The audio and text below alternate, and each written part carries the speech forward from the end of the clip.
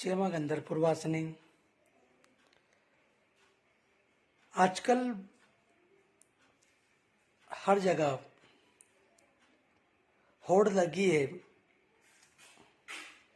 सभी भक्तजन आजकल साधना करना चाहते हैं, परंतु ज़्यादातर लोग साधना का अर्थ तक नहीं जानते। साधना का मतलब है स्वयं को साधना, खुद पर नियंत्रण करना। जैसे एक फौजी कड़ी मेहनत, भूख प्यास, दर्द कष्ट, बर्फ पानी हवा सब झेलकर तैयार होता है, वैसे ही साधक को भी कठोर नियमों से गुजरना पड़ता है।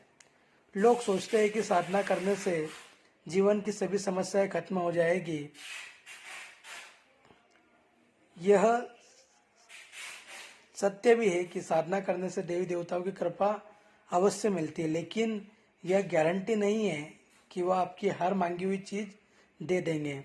हाँ, अगर बिना मांगे भक्ति भाव से साधना करते हो तो वह आशीर्वाद देते हैं और वह साथ भी देते हैं, खुश होकर जो आपने सोचा भी नहीं होगा। लेकिन आजकल कुछ लोग झूठी कहानियां फैलाते हैं कि 10-15 दिन में सिद्धि मिल जाएगी। ऐसे अकाउंट का बस वशीकरण, मारण, मोहन, उच्चाटन, शत्रुनाश, प्रेम संबंध आदि की बातें मिलेगी।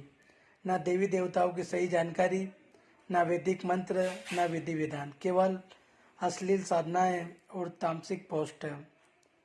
साधना का मार्ग आसान नहीं है। इसमें कोई नियम परहेज नहीं होते, ऐसा सोचना भी गलत है, क्योंकि कई नियम और परहेज करना आवश्यक है। ब्रह्मचर्य का पालन करना होता है, योग, व्यायाम और प्राणायाम, आसन, मुद्रा, शरीर की नाड़ियों का ज्ञान, देवी देवताओं तक भोग पहुँचाने की विधि, सात्विक रूप से पूजा और दान धर्म का भी फल रहता है, उसे भी आपको समझना होगा। गुरु तत्व की समझ और मार्गदर्शन भी बहुत जरूरी है। जैसे विद्यालय में पहले ही दिन परीक्षा नहीं होती, वैसे ही साधना में भी पहले गुरु ठोस जानकारी देता है, फिर सेवा करवाई जाती है और जब साधक योग्य बनता है तब साधना करवाई जाती है। गुरु के बिना साधना खतरनाक है। क्यों? क्योंकि सुरक्षा कवच नहीं होता है, शरीर भारी हो जाता है अगर हम बिना गुरु सानिध्य में करते हैं। दर्द, आलस्य, गुस्सा और झगड़े, आर्थिक संकट और बीमारियां, नकारात्मक शक्तियों का हमला, घर की स्त्रियों को कष्ट और तामसिक प्रभाव, आत्महत्या से मरे हुए लोगों की आत्माएं परेशान करना, पितृ व भटकी आत्माओं का असर, घर में दिक्कतें गुरु ही बताते हैं। इन परीक्षाओं और नकारात्मक ऊर्जाओं से कैसे निपटना है।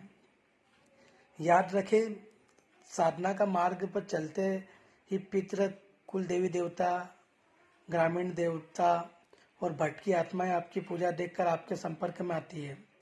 अगर गुरु का मार्गदर्शन न हो तो घर में और भी परेशानियां बढ़ जाती है। यही कारण है कि ज़्यादातर लोग बिना गुरु साधना कर फंस जाते हैं। अगर फिर भी कोई उल्टी सीधी साधनाओं में फंसना चाहे तो यह उसकी इच्छा है, परंतु एक बार आसपास पूछकर जरूर देख ले, सच्चाई सामने आ जाएगी।